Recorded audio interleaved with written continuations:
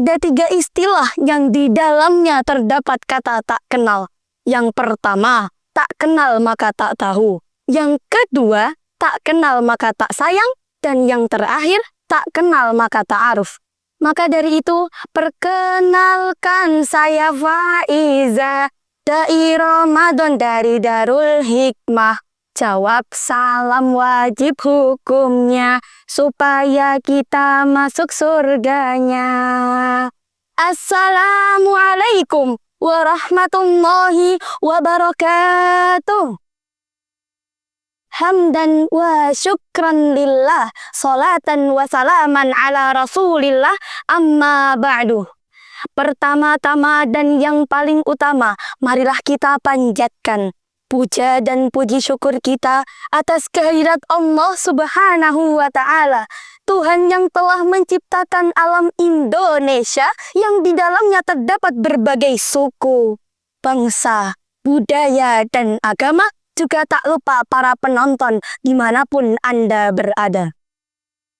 Kedua kalinya, sholawat serta salam semoga tetap tercurah limpahkan kepada Sang Kekasih Allah berpangkat Rasulullah, bertitel Habibullah, yakni Habibana wa Nabiyina Muhammad Sallallahu Alaihi Wasallam, yang terkenal dengan sistem dakwah mengajak bukan mengejek, merangkul bukan memukul, mengkafahkan Islam bukan mengkafirkan yang telah Islam. Pada kesempatan kali ini, izinkan saya menyampaikan tausiah dengan judul Prasangka. Menilai dengan hati, bukan hanya dengan mata. Pemirsa TVmu dimanapun Anda berada, prasangka atau dhon memiliki arti bahwa penilaian yang muncul tanpa ada fakta yang cukup atau pemahaman secara mendalam. Prasangka dibagi menjadi 2, prasangka baik dan juga prasangka buruk, husnudzon dan juga suudzon. Allah Subhanahu wa Ta'ala berfirman, A'udzu billahi minasyaitonir rajim, ya ayyuhalladzina amanu jtanibu katsiran minadz-dzon. Wahai orang-orang yang beriman, jauhilah banyak berprasangka. Inna ba'dadz-dzon ism. Karena sebagian prasangka adalah dosa. Quran Surat Al-Hujurat ayat 12. Pemirsa TVmu dimanapun Anda berada, pada zaman Rasulullah Shallallahu Alaihi Wasallam ada salah seorang sahabat. Beliau adalah orang yang kaya raya, lalu kemudian jatuh miskin.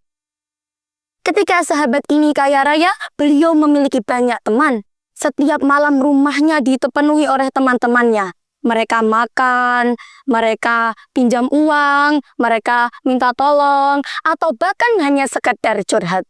Tapi ketika sahabat ini jatuh miskin, tidak ada satu orang pun yang datang lagi ke rumahnya. Hingga pada suatu hari, istrinya pun berkeluh kesah. Kalau dalam bahasa kita, begini istrinya berkeluh kesah. Pak, sekarang giliran bapak miskin, tidak ada satupun teman bapak yang main ke rumah. Dulu aja pas bapak kaya semuanya pada datang ke rumah, makan, ngobrol, minjem uang, minta tolong, atau lain sebagainya. Namun, apakah jawaban sahabat Rasulullah pada saat itu? Beliau menjawab, Bu, justru mereka itu teman yang pengertian. Dulu ketika aku kaya, mereka tahu kalau mereka minta tolong ke aku, itu tidak akan memberatkanku. Tapi sekarang ketika aku jatuh miskin, mereka merasa kasihan kepadaku, mereka tidak tega kepadaku untuk meminta tolong karena mungkin itu bisa memberatkanku. Namun, 99% respon orang ketika dalam posisi itu pasti sama dengan istri sahabat tersebut.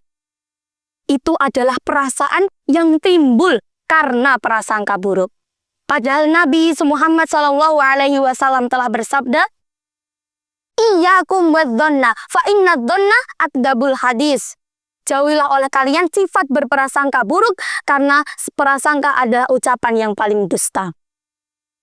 Nabi Muhammad SAW melarang kita untuk berprasangka buruk kepada sesama manusia. Nabi Muhammad SAW melarang kita untuk berprasangka buruk kepada sesama muslim. Apalagi kepada Allah Subhanahu wa Ta'ala. Na'udzubillah summa na'udzubillahi min dzalik. Sebagai seorang muslim, kita harus senantiasa belajar dan terus belajar untuk berhusnudzon, berprasangka baik kepada Allah Subhanahu wa Ta'ala.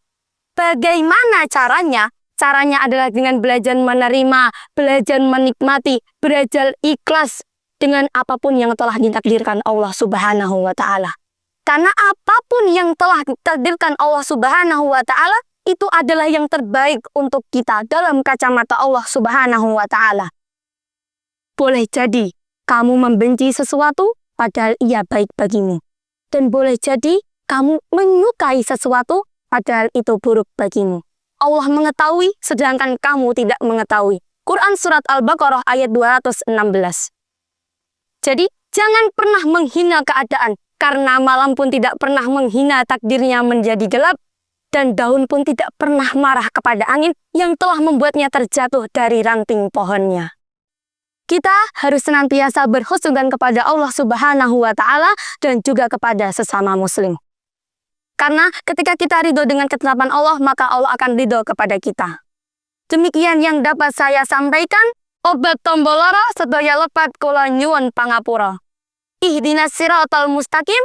2-3 biri-biri. Saya Faiza Aufa pamit undur diri. Wassalamualaikum warahmatullahi wabarakatuh.